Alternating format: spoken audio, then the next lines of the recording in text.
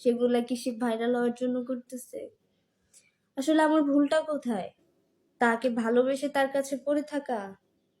আমাকে যে এতবার ঘর থেকে বের করে দিছে, তাকে ভালোবেসে তার কাছে পড়েছিলাম, তার পা ধরে আমি পড়েছিলাম, তার পায়ের কাছে পড়েছিলাম, সেটাই আমার অপরাধ ছিল, আমার ভুল ছিল?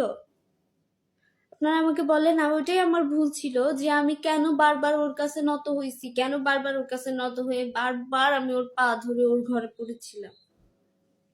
ও আমাকে মানসিক ভাবে অনেক টর্চার করছে। ও আমাকে আমার ফ্যামিলির সাথে কন্ট্যাক্ট করতে দেয় না। ও এক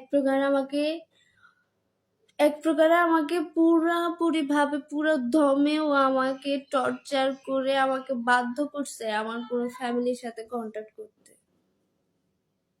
কেন ও এতদিন পারে নাই?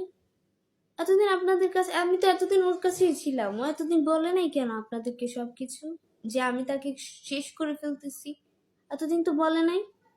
কেন বলে নাই? এতদিন বলার কি মুখ ছিল না? নাকি আমি চলে আসাতে সে সুযোগ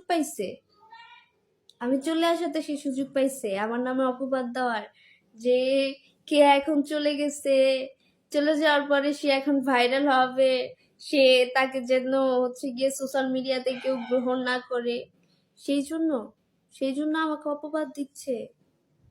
তারপরে আমি ওর পুরো ফ্যামিলিটাকে নিজের ফ্যামিলি মনে করে পুরো ফ্যামিলিটাকে আগলে রাখছি। আমি ঘুম থেকে উঠে নিজে না খেয়ে তার জন্য করছি, তার জন্য রেডি করছি, সে উঠবে তারপরে আমি নিজে খাইছি, আগে ওদেরকে খাওয়াইছি। তোমাদের পুরো ফ্যামিলিটাকে আমি নিজে টেক কেয়ার করছি ভাই, আমি নিজের মনে করে নিজে টেক কেয়ার করছি। সেখান থেকে আমি কি পাইছি? অবহেলা, অপবাদ, অপমান।